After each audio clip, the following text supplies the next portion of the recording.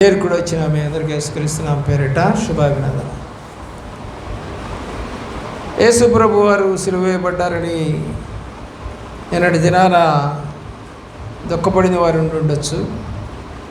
అయితే నేనైతే సంతోషించాను, ఎందుకంటే ఆయన చనిపోయినందువల్లే నేను రక్షణ పొందాను. ఆయన రక్తము ద్వారా నా పాపములు కడగబడ్డాయి. లేకపోతే ఈరోజున ఇక్కడ నిలబడి నేను మాట్లాడటానికి ఆయన చనిపోకుండా ఉంటే జరిగేది కాదు.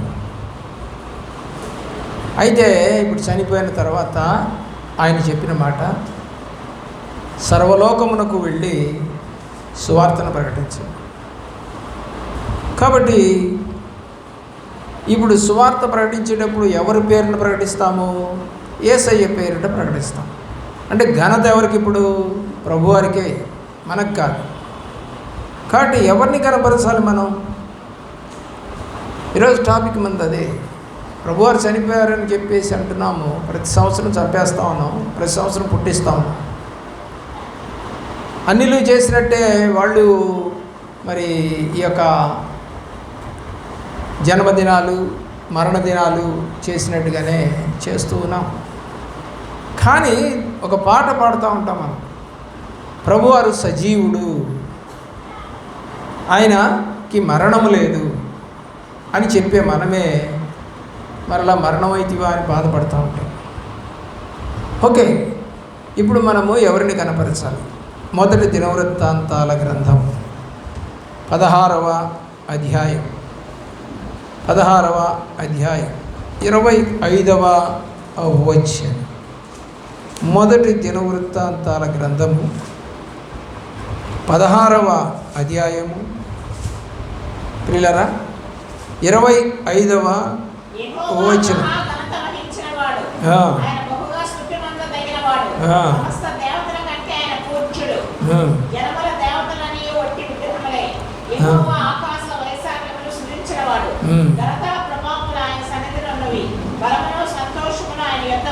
కాబట్టి ఎవరిని కనపరచాలి ఇప్పుడు ఇక్కడ? యెహోవా మహాఘనత వహించినవాడు, బహుగా స్థుతి నొందదగినవాడు. జనముల దేవతలన్నీ వట్టి విగ్రహములే. యెహోవా ఆకాశ వైశాల్యములను సృజించినవాడు. ఘనతా ప్రభావములు ఆయన సన్నిధిని ఉన్నవి. బలమును సంతోషము ఆయన దగ్గర ఉన్నాయి. ఆయనకి రావాలి ఘనత. కీర్తనాకారుడు 84వ సంకీర్తనలో 11వ చరణాన్ని చూడండి. 11వ చరణం.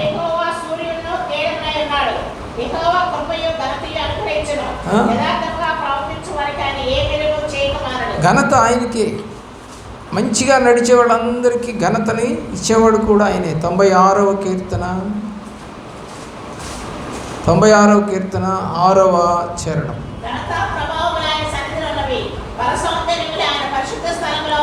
ఘనత ప్రభావములు ఆయన సన్నిధిలో ఉన్నాయి. ఆయన సన్నిధిలో ఆయన గణపరచడానికే వస్తాము, మనల్ని మనం గణపరచుకోవడానికి కాదు.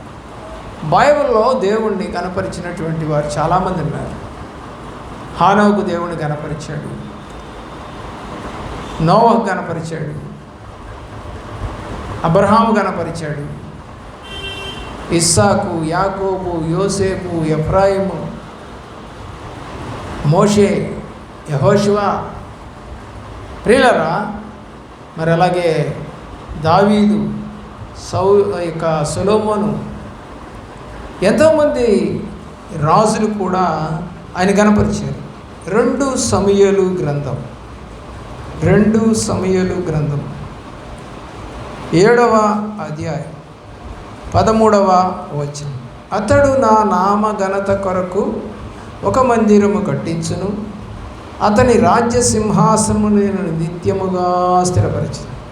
ఎవరి ఘనత కొరకు కట్టిస్తున్నాడంట? దేవుడి నామాన్ని కనపరచడం. మనం ఎవరిని కనపరచాలని ఆశపడుతున్నాం? దేవుని నామ ఘనత కొరకు మందిరం కట్టాలి.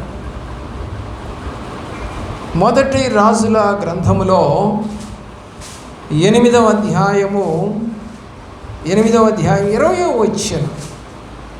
8వ అధ్యాయము 20వ వచనం. నేను నా తండ్రి అయిన దావీదుకు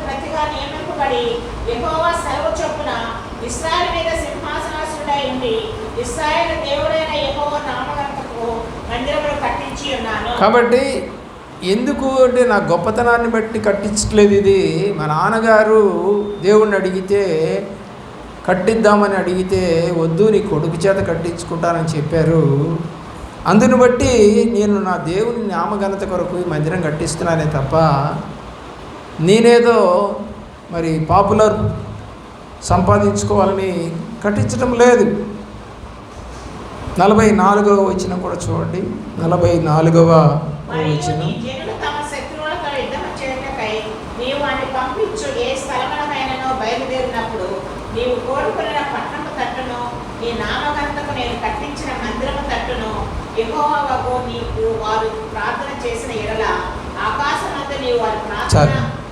దేవుని ప్రేమించి ప్రార్థన చేస్తే ఎక్కడ? మందిరం తట్టుతుంది లేదా మందిరంలో ఉండు. 48వ వచనంలో అంటాడు, పితరులు దయచేసిన దేశం తట్టును నీవు కోరుకొనిన పట్టణము తట్టును నీ నామం ఘనత కొరకు నేను కట్టించిన మందిరము తట్టును నిన్ను గూర్చి ప్రార్థన చేస్తే చక్కగా ప్రతిదీ కూడా అడుగుతున్నాడు. ఎక్కడ? దేవుడి మందిరంలో అడుగుతున్నాడు. ఇలా గనక చేస్తే నువ్వు మాకు సహాయం చేయి, మా పాపములు క్షమించు అని సొలొమోను ప్రార్థన చేయటం అనేది మనం చూస్తూ ఉన్నాం. 2 దినవృత్తాంతాల గ్రంథములో 2వ అధ్యాయములో 1వ వచనం చూద్దాం. 2వ అధ్యాయం 1వ వచనం. దేవుణ్ణి కనపరచట కొరకే. 4వ వచనంలో కూడా చివరి మాట చూడండి ఏమని రాసిందో, కట్టించబోచున్నాను. నేను కట్టించు మందిరము గొప్పదిగా ఉంటుంది. దేవుడి మందిరం ఎలాగుండాలనుకుంటారంట ఎవరైనా. ఒక ఆయన సేవకుడికి దగ్గరికి నేను వెళ్ళాను వాక్యం చెప్తాను, కృష్ణా జిల్లాలో. అయితే అక్కడ మందిరం చాలా బాగుంది. సరే తర్వాత రెండయ్య గారు అని చెప్పేసి ఇంటికి తీసుకెళ్ళాడు. ఇల్లేమో పూరిపాక, గచ్చు కూడా లేదు సరిగా. నేనైతే అనలేదులేండి, ఎందుకంటే నాకు వాక్యం తెలుసు కాబట్టి. నువ్వేంటి ఇక్కడ ఉన్నావు, మందిరం ఏంటి అట్లా ఉందని నేను అనలా. మంచిది. దేవుని యొక్క ప్రేమలో ముందు ప్రతి రూపాయిని మందిరానికి ఖర్చు పెట్టాడట. అయ్యా దేవుడిస్తే కట్టుకుంటా, లేదంటే లేదు. ముందర నా దేవుడిని మహింపరచాలి, నా దేవుడికి ఘనత రావాలి. మరి నేను ఆయన్ని ఘనపరచడం కొరకే సేవకు వచ్చాను అని చెప్తున్నాడు. సామెతల గ్రంథం 8వ అధ్యాయం. సామెతల గ్రంథం 8వ అధ్యాయం 18వ వచనం.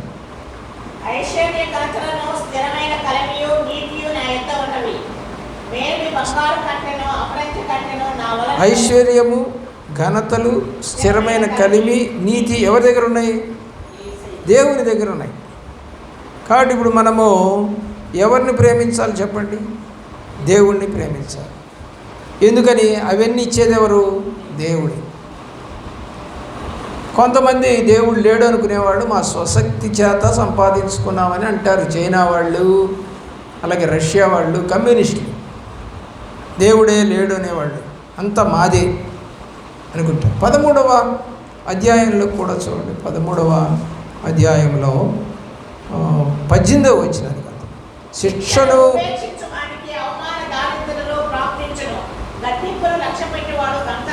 కాబట్టి దేవుని సన్నిధిలో మన గద్దింపును లక్ష్య పెట్టేటటువంటి వారిగా ఉండాలి. అప్పుడు దేవుడికి ఘనత వస్తుంది. దానికి రాజుల మొదటి గ్రంథంలో చివరి అధ్యాయంలో 22వ అధ్యాయంలో మనకు ఒక మాట కనపడతాం. ఇక్కడ ఒక రాజు మనకు కనపడతా ఉన్నాడు. ఈ రాజుకి జరగబోయేటువంటి విషయాన్ని సేవకుడు చెప్పినప్పుడు అతను గోనెపట్ట కట్టుకొని ఏడుస్తున్నాడు. ఏడుస్తూ ఉన్నప్పుడు దేవుడు ప్రవక్తతో చెప్తున్నాడు, చూసావా అహబు నాకు భయపడి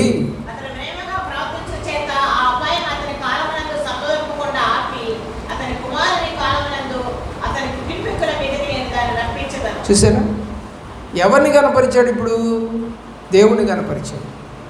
తన పాపమును ఒప్పుకుంటూ దేవుణ్ణి కనపరిచాడు. కాబట్టి రావలసిన తీర్పు అతను ఉన్నటువంటి కాలములో రాలేదు దేవుని యొక్క ప్రేమలో. ఆ తర్వాత అహజ్యా వచ్చాడు, అతని కుమారుడు. అతను కూడా మంచిగానే కొంత సేవ చేశాడు. దేవుని యొక్క ప్రేమలో ఆలోచన చేయవలసిందిగా కోరుతాను. కాబట్టి దేవుణ్ణి గణపరిచిన వారు ఉన్నారు బైబిల్లో. దానియేలు గ్రంథము 6వ అధ్యాయము మొదటి వచనాల్లోనే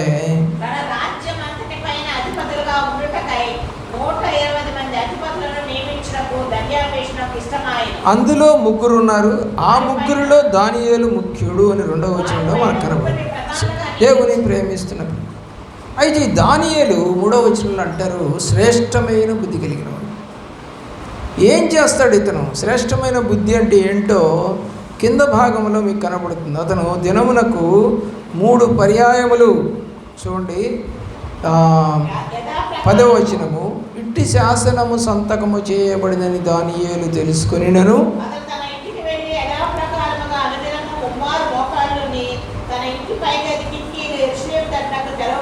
శ్రేష్టమైన బుద్ధి అంటే దేవుణ్ణి కనపరిచే బుద్ధి.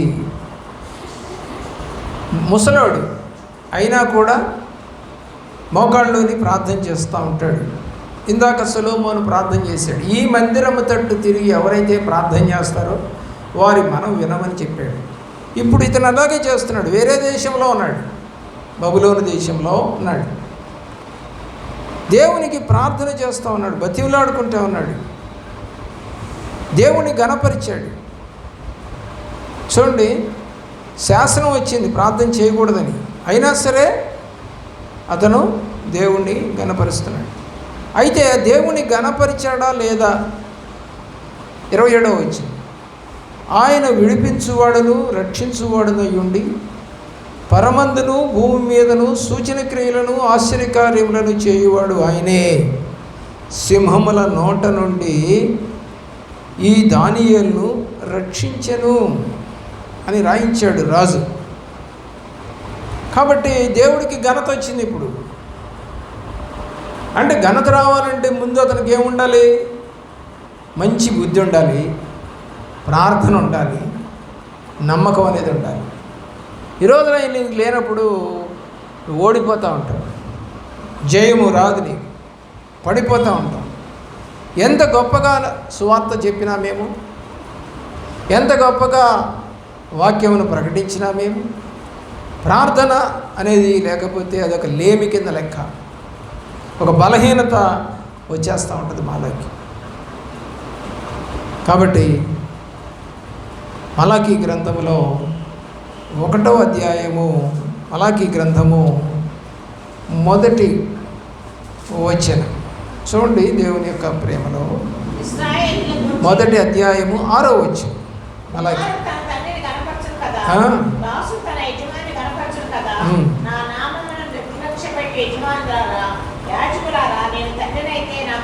మరి ఇప్పుడు కొన్నాళ్ళు అయిన తర్వాత యాజకులు కూడా దేవుణ్ణి కనపరచలేదంట. ఏమంటున్నాడు ఆయన? యాజకులారా నేను తండ్రినైతే, అంటే చివరికి యాజకులు కూడా దేవుణ్ణి కనపరచలేకపోతున్నారు, అంటే తప్పిపోతున్నారు. ధనమోసానికి సెలబ్రిటీలుగా మారిపోతూ ప్రాస్పరిటీ గాస్పెల్ చెప్పుకుంటూ, ఏమండి ఏదో కొంతమందిని ఆకర్షిస్తూ. ఒక ఆయన మీటింగ్ పెడితే ఏమంటే ఎంతమంది వస్తారంటే 3వ రోజు అని కనీసం ఎంత లేదన్నా కూడా 3000 మంది వస్తారండి. అదేంటి అన్న? మొదటి రోజు 2 రోజు అంటే అండి డబ్బులు పెట్టలేం కదండి అన్నాడు. అదేంటన్నా? అవునండి, 3వ రోజు మాత్రం బాగా డబ్బులు ఇచ్చి జనాలని తోలుతామండి అన్నాడు. ఏమన్నా పశువుల? జనాలు దేనికి వస్తున్నారు అని అంటే డబ్బు కోసం వస్తున్నారు కానీ వాక్యం వింటానికి కాదు.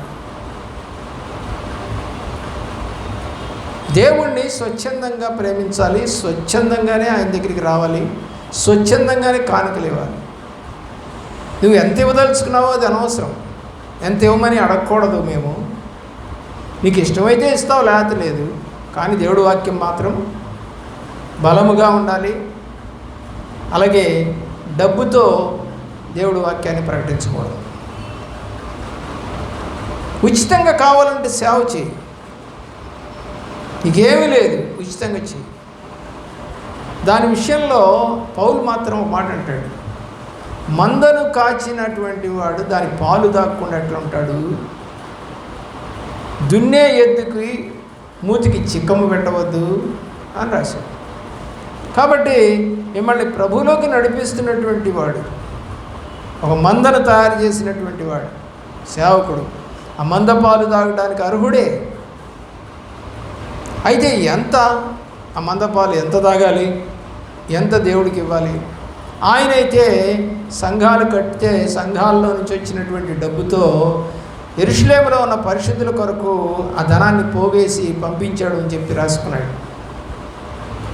మీరు ఆదివారం కూడుకున్నప్పుడు యెరూషలేములో ఉన్న పరిశుద్ధుల కొరకు ఆ చందాన్ని పోగు చేయండి అన్నాడు. కాబట్టి ఈ రోజున ఎవరిని కనపరచాలి? మనం ప్రవక్త స్వదేశంలో ఘనత వహించడని యోహాను రాసిన సువార్త 4వ అధ్యాయం 44వ వచనంలో వ్రాయబడుతూ ఉంది. ఏమని కనబడుతుంది చూడండి. ఎందుకనగా ప్రవక్త స్వదేశంలో ఘనత పొందడని యేసు సాక్ష్యం ఇచ్చెను. ప్రవక్తని తన దేశంలో ఉన్న ప్రవక్తని వాళ్ళు గౌరవించరట, గేలి చేస్తారు, లెక్క చేయరు. అందుకనే సేవకులు ఏం చేస్తూ ఉంటారంటే బయట వాళ్ళని పిలిపిస్తూ ఉంటారు. కొన్ని సంఘాలేమో బయట వాళ్ళు కాకుండా వాళ్ళ సంఘస్థులే వాక్యం చెబుతారు.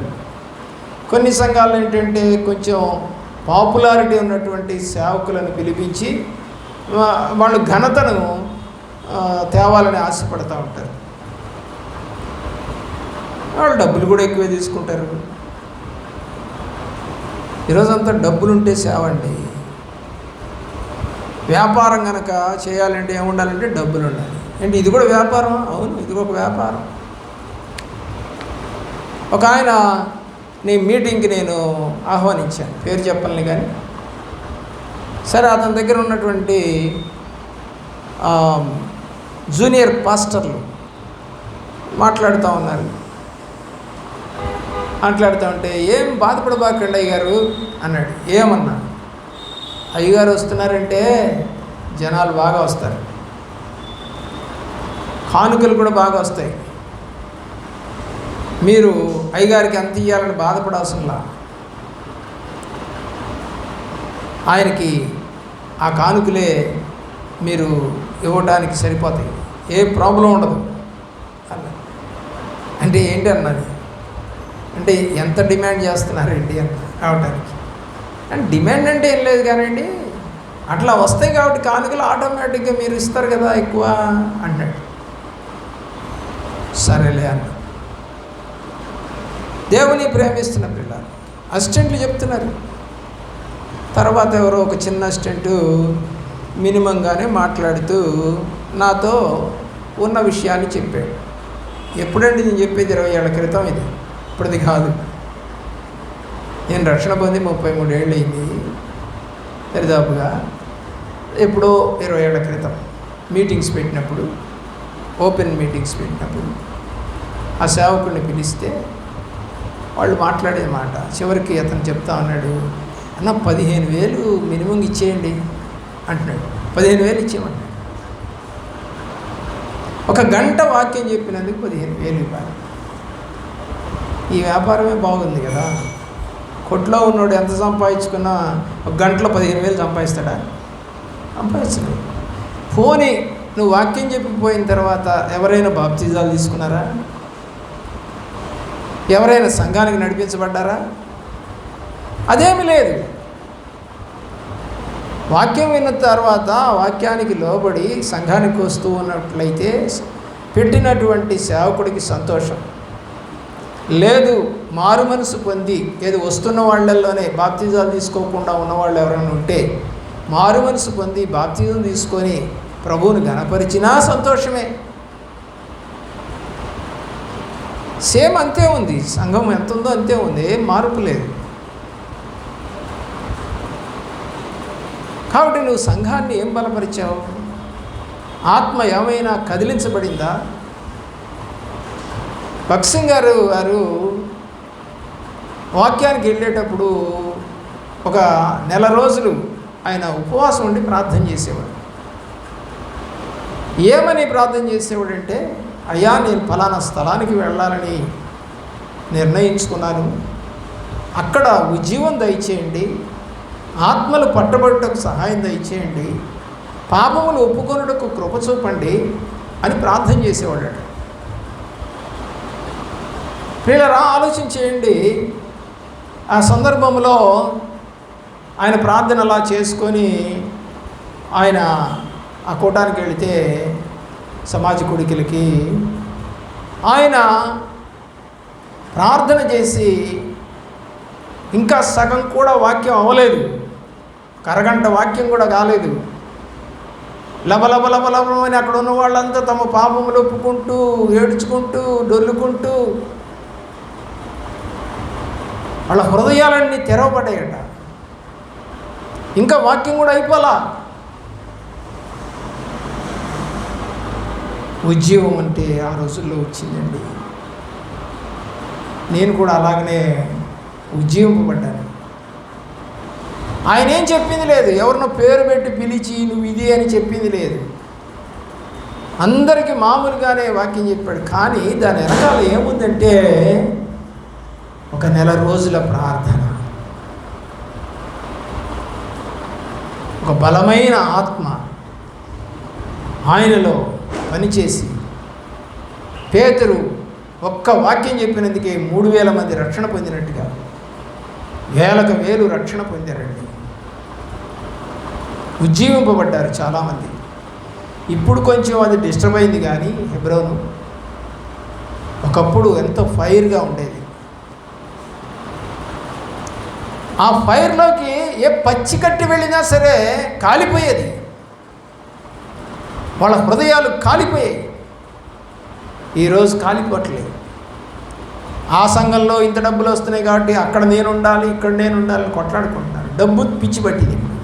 అప్పుడు డబ్బు పిచ్చి లేదు, ఆత్మల పిచ్చింది ఆ రోజుల్లో. ఇప్పుడు డబ్బు పిచ్చి పట్టింది. ప్రియులారా, పరలోకంలో కూడా దేవుణ్ణి మహిమపరుస్తూనే ఉంటారు. ఎవరు వీళ్ళంతా? ఆయన కొరకు చనిపోయినటువంటి బిడ్డలు.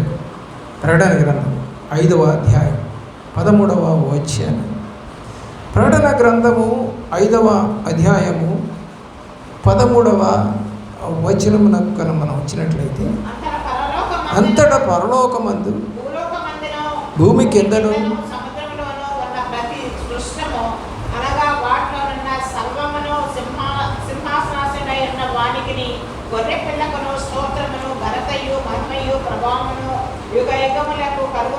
చూడండి ఎలాగంట, పరలోకంలో, భూలోకంలో, పాతాళంలో, ఈ 3 ఆయనేగా తయారు చేసింది.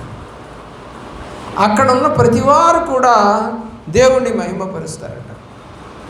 ఎంత చక్కగా రాశాడో.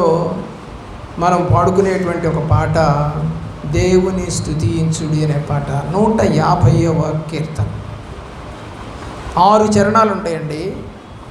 ఇందులో యెహోవాను స్తుతించుడి, పరిశుద్ధాలయంలో స్తుతించుడి, ఆయన బలమును ప్రసిద్ధి చేయి ఆకాశ నివాసంలో ఆయన స్తుతించుడి, ఆయనను స్తుతించండి, ఆయన పరాక్రమ కార్యములను ఆయనను స్తుతించండి, ఆయన మహిమా ప్రభావమును బట్టి ఆయనను స్తుతించండి.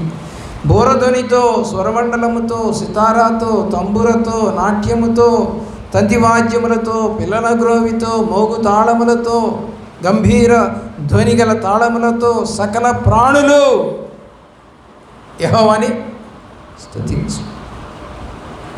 సకల ప్రాణులంట. దాని వెనకాల 149, 148లో ఉంటుందండి. ఆకాశ నివాసంలో కూడా ఏమండి వారు కూడా, సూర్యచంద్ర నక్షత్రాదులు కూడా ఏమండి దేవుణ్ణి స్తుతిస్తాయి. 148వ కీర్తన. యెహోవాను స్తుతించుడి ఆకాశవాసులారా, యెహోవాను స్తుతించుడి. ఉన్నత స్థలముల నివాసులారా ఆయనను స్తుతించుడి. దూతలారా ఆయనను స్తుతించుడి. సైన్యములారా ఏమండి సూర్య చంద్రాదులారా,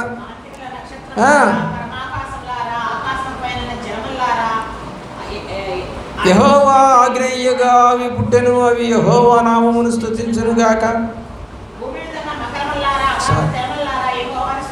అన్నీ 14వ వచనం దాకా ప్రఖ్యాతికరముగానున్నది ఇశ్రాయేలుకును యెహోవాను స్తుతించు.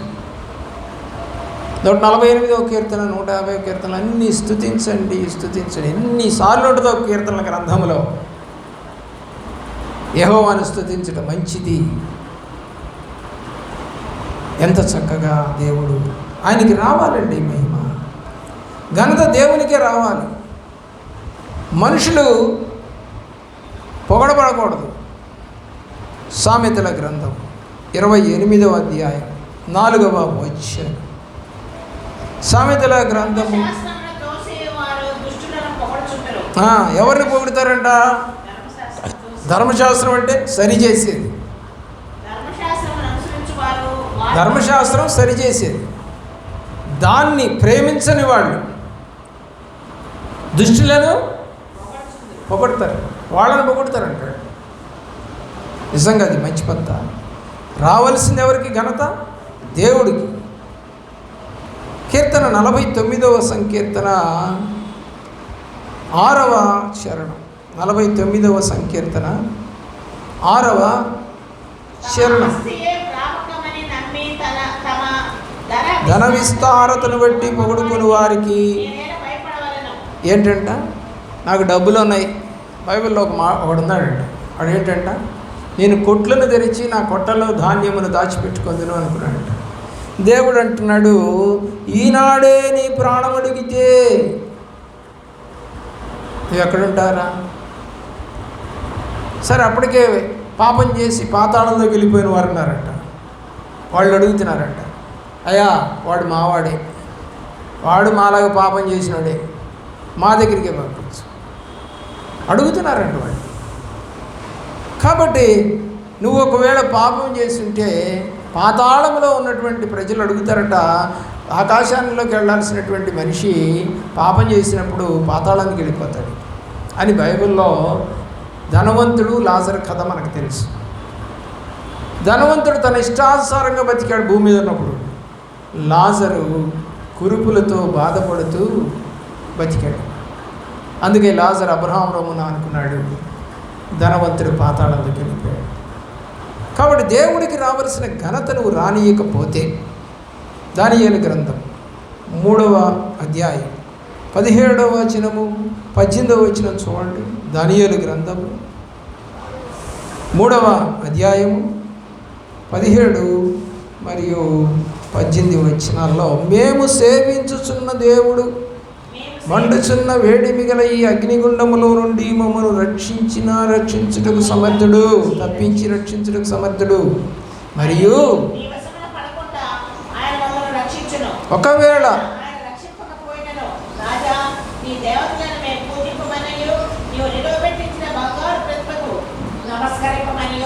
ఎవరికంటే వస్తుంది ఘనత? ఎవరిని కనబరుస్తున్నారండి?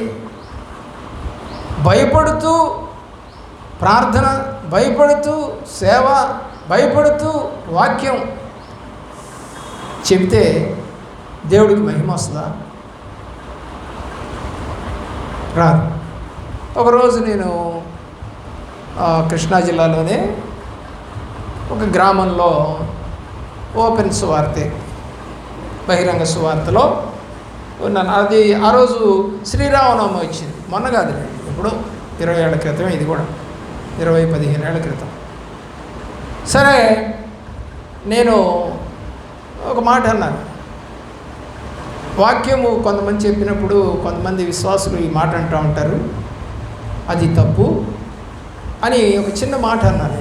ఏంటి అంటే బ్రహ్మాండంగా చెప్పారండి అంటారు.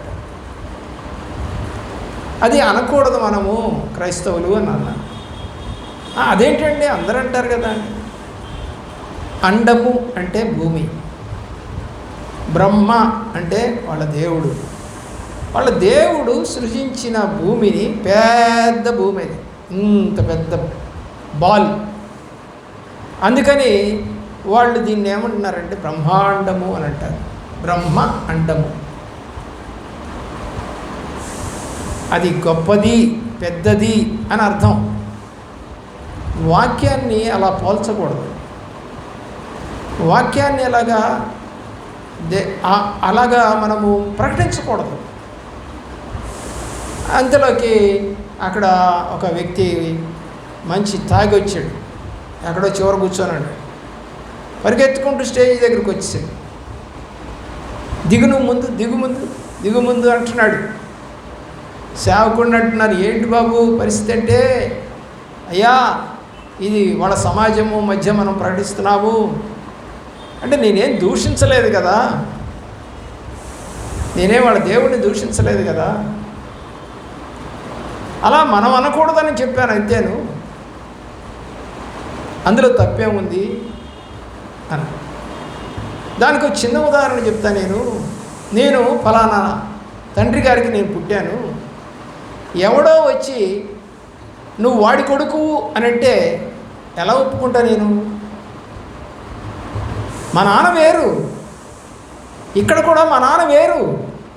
మా నాన్న యెహోవా దేవుడే అనొచ్చు, యేసుక్రీస్తే అనొచ్చు. మా నాన్న వేరు. ఇక్కడ నేను ఆయన కొడుకుని. యోహాను రాసిన సువార్త 1వ అధ్యాయము 12వ వచనములో ఈ అందరూ దేవుణ్ణి అంగీకరించి విశ్వసించిరో వారందరూ దేవుని పిల్లలు అని రాసింది. కాబట్టి నేను దేవుని బిడ్డని, మా నాన్న ఆయన. నేనేమి వాళ్ళని తప్పు అంటలేదు, వాళ్ళు అంటున్నారు కానీ మనం అనొద్దు అని అంటున్నా అంతే. నేనేమి వాళ్ళ దేవుడిని దూషించడం లేదు, తప్పు పట్టడం లేదు. అది వాళ్ళకి ఘనత, మనకి కాదు అంటున్నాను. ఎందుకంటే ఆదికాండము 1వ అధ్యాయము 1, 2, 3 వచనాల్లో భూమి ఆకాశములను సృజించింది యెహోవాయే అని చెప్పి రాయబడింది. కాబట్టి మనము ఆయన్నే స్తుతించాలి, గణపరచాలి, కానీ వేరే వారిని గణపరచకూడదు అని చెప్పి అంతే. అయినా వాడికి నచ్చలా. నేనేమి తప్పుడేం మాట్లాడాలి అక్కడ. ఆ వీడియో ఇప్పటికి కూడా ఉందో మరి లేదు, తీసేసారు, గుర్తులేదు, చాలా ఏళ్ళు అయిపోయింది. ప్రియులారా ఆలోచించండి, ఏది అనవచ్చో ఏది అనకూడదో ధర్మశాస్త్రంలో ప్రభువారు రాశారు. నీ నోట ఇతర దేవతల పేర్లు కూడా ఉచ్చరించకూడదు అని రాశాడు ప్రభువారు ధర్మశాస్త్రంలో. యేసు ప్రభువారు అయితే అసలు దాని గురించే మాట్లాడలేదు. దేవుని యొక్క ప్రేమలో చివరి మాట మనం చదువుకొని దేవుణ్ణి ఘనపరుస్తాము. ప్రియులారా, సమూయేలు మొదటి గ్రంథము 17వ అధ్యాయం 47వ వచనం. అప్పుడు యెహోవా భక్తి చేతను ఈట చేతను రక్షించువాడు కాడని ఈ దండువారందరూ తెలుసుకుందరు. యుద్ధము యెహోవాదే, ఆయన మిమ్మల్ని మా చేతికి అప్పగించునని చెప్పాను.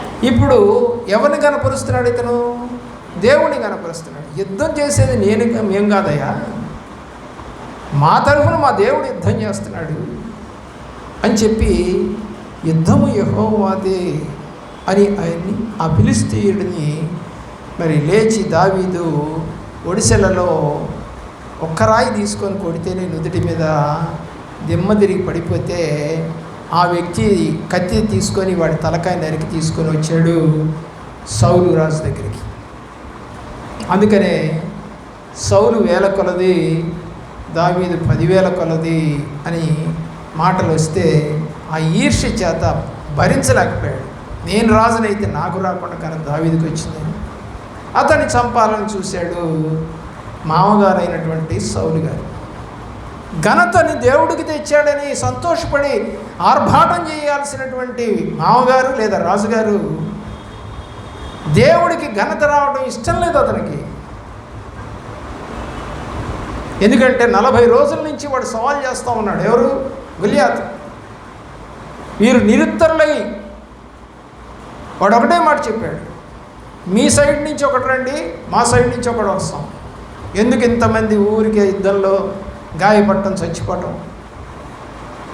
నేను గెలిస్తే మీరు మాకు దాసులు, మీరు గెలిస్తే మేము మీకు దాసులు అని చెప్పాడు సవాల్ చేసి. ఓకే, యుద్ధం చేయడానికి భయపడుతూ ఉన్నారు. 6 ముళ్ళ జానుడు ఉన్నాడు వాడు. ఇంత బుడ్డోడు. ఎవరు? దావీదు. అప్పుడు చిన్నోడంటే చిన్నోడేం కాదండి, ఎందుకంటే మరి బాలుడు అని చెప్పేసి అన్నారు, కానీ బైబిల్లో బాలుడు కాదు. ఎందుకంటే మరి మీకాల నుంచి ఎలా పెళ్లి చేస్తాడు? చిన్నోడైతే ఎలా పెళ్లి చేస్తాడు? చేయడు కదా, పెద్దోడే లెక్క ప్రకారం. మంచిది, పెద్దోడే అంటే మరీ పెద్దోడు కాకపోవచ్చు, యవనస్తుడు అయ్యి ఉండొచ్చు. వాక్యాన్ని మనం అర్థం చేసుకోవాలి. బాలుడు పోయి వాడిని చంపాడని అనబాకండి, అది రియాలిటీ కాదు. మరి అలాంటప్పుడు అతని కూతురునిచ్చి ఎలా పెళ్లి చేస్తాడు ఆయన? అంటే చిన్న పిల్ల బాల్య వివాహమా? కాదు కదా. దేవుని ప్రేమిస్తున్న ప్రియ బిడ్డలారా, ఆలోచించేయండి. యుద్ధం ఎవరు చేస్తారని చెబుతున్నాడు దావీదు? దేవుడు చేస్తాడు. ఎవరికి తెచ్చాడు మహిమ? దేవునికి తెచ్చాడు.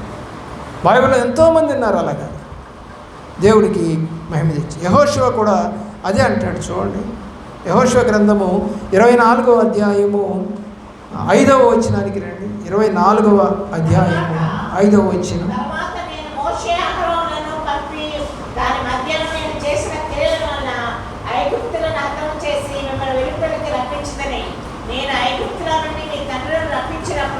మీరు సముద్రమునకు రాగా 15వ వచనానికి రండి.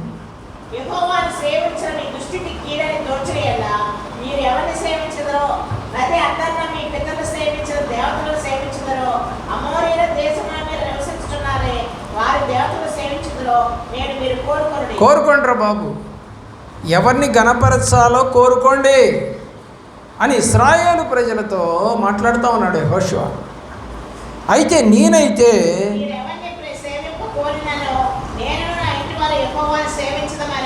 అందుకు ఆ ప్రజలు